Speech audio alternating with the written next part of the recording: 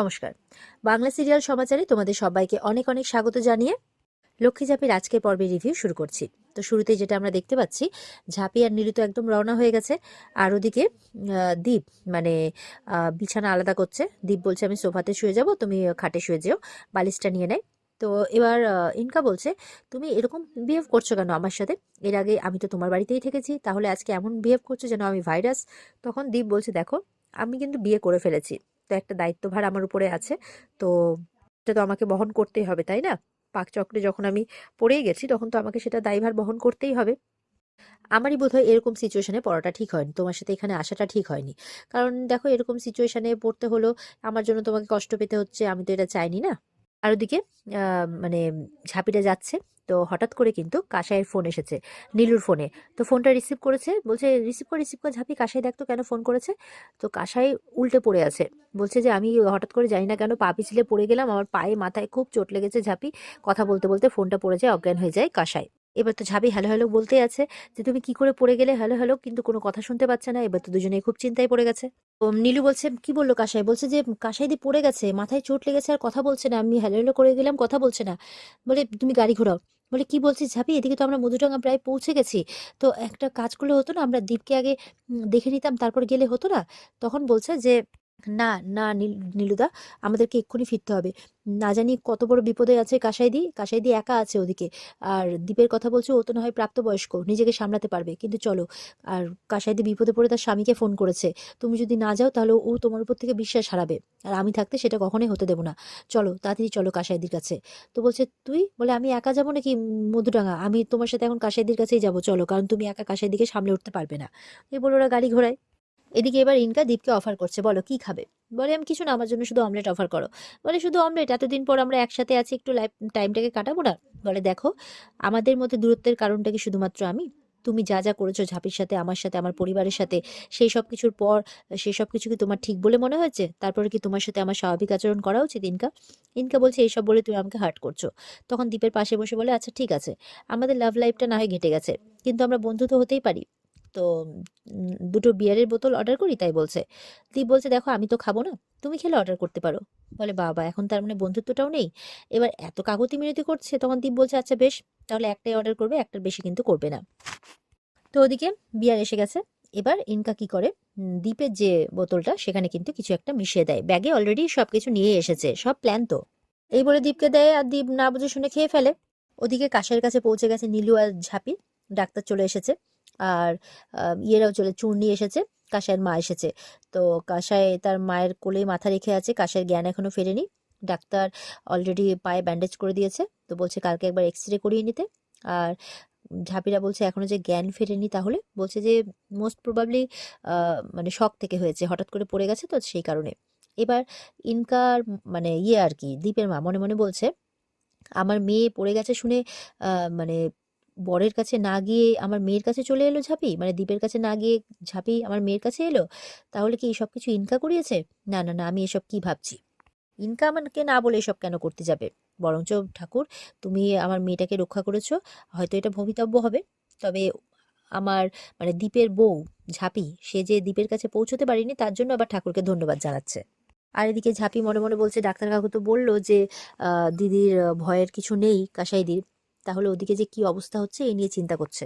আচ্ছা একটা ফোন করে দেখি, এই বলে দীপকে ফোন করেছে। ততক্ষণে কিন্তু দীপ ফোনকে রিসিভ করবে, দীপের মাথা চক্কর দিতে শুরু করে দিয়েছে। এই চক্কর দিতে দিতে দীপ সোফার মধ্যে উল্টে ঘুমিয়ে যায়। আর ওদিকে ইনকা মনে মনে ভাবছে এই তো আর কিছুক্ষণ পরেই তুমি আমার হয়ে যাবে। এদিকে এবার কাসাইয়ের জ্ঞান ফিরেছে। তো কাসাই দেখছে তার মাথার কাছে ঝাঁপি, নীলু, চুন্নি সবাই আছে। তো বলছে যে কি রে তোরা এখানে, বলে তুমি ঠিক আছো তো? বলে হ্যাঁ আমি ঠিক আছি, কিন্তু আমার জন্য তো তোদের যাওয়া হলো না। বলে না না কোনো ব্যাপার না, বলে তোরা যা ওদিকে কি দাদাভাই ফিরেছে? তখন নীলু বলছে ফিরবে কি করে? বলে তোরা যা, তাহলে কি করছিস যা। তখন বলছে ভোর হয়ে এলো। বলে ঝাঁপি বলছে তোমাকে তো ওষুধ দিতে হবে, দেখো পেন কিলার দিতে হবে, তোমাকে একা রেখে কি করে যায়?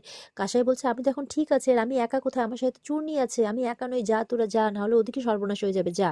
তো এই বলে ঝাঁপিকে আর কাসাইকে কিন্তু পাঠিয়ে দেয়।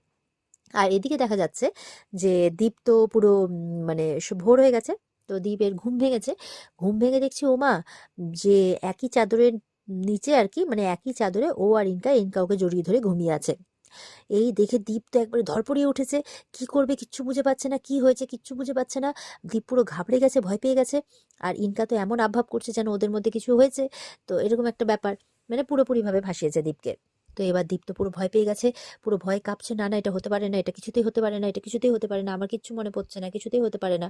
এবার ইনকা এসে পেছন থেকে দীপকে জড়িয়ে ধরেছে, বলছে তুমি আমাকে এত ভালোবাসো, আর তাছাড়া তুমি আমাকে এখনো ভুলে যাওনি, এইভাবে বলছে। বলে না না না, প্লিজ প্লিজ আমাকে ছেড়ে দাও, এসব কিচ্ছু হয়নি, আমার কিচ্ছু মনে পড়ছে না। বলে কি বলছো তুমি দীপ, তোমার কিছু মনে পড়ছে না, না তুমি মনে করতে চাইছো না? দীপ বলছে না না আমার কিচ্ছু মনে পড়ছে না। ইনকা বলছে মনে পড়ছে না, তুমি আমার সাথে কাটানো মুহূর্তে কিছুতেই অস্বীকার করতে পারো না দীপ। তো দীপ বলছে না এটা কিছুতেই হতে পারে না, আমি তো টায়ার্ড হয়ে সোফাতে ঘুমিয়ে পড়েছিলাম, আমার তারপরে কিচ্ছু মনে নেই। ইনকা তো ভুলভাল বকছে। এবার দীপ কি করছে, দরজা খুলে বেরোতে যাচ্ছে, বেরোচ্ছে, তখন ঝাঁপি আর নীলু চলে এসেছে। ওদেরকে দেখে দীপ আরো ঘাবড়ে গেছে। তো ঝাঁপিকে দেখে তো দীপ আরো একটু ভয় পেয়ে গেছে। তো বলছে যে আমি কিছু করিনি, আমি কিছু করিনি। ঝাঁপি দীপের দিকে এগিয়ে আছে। ঝাঁপি বুঝতে পেরেছে যে দীপকে পুরোপুরি ফাঁসিয়ে দিয়েছে। তো এবার ইনকার কাছে গিয়ে বলছে যে তোমার লজ্জা করলো না, এবার তো তোমার জিভটা খসে পড়ে যাবে, এত নির্লজ্জ কাজ করতে, একটা ভালো মানুষের সুযোগ নিতে তোমার লজ্জা করলো না? তখন বলছে আমার কিসের লজ্জা, কালকে রাত্রে ও আমাকে বুঝিয়ে দিয়েছে যে ও আমাকে কতটা ভালোবাসে, ওর প্রত্যেকটা স্পর্শে ও আমাকে বুঝিয়ে দিয়েছে, এইভাবে বলছে।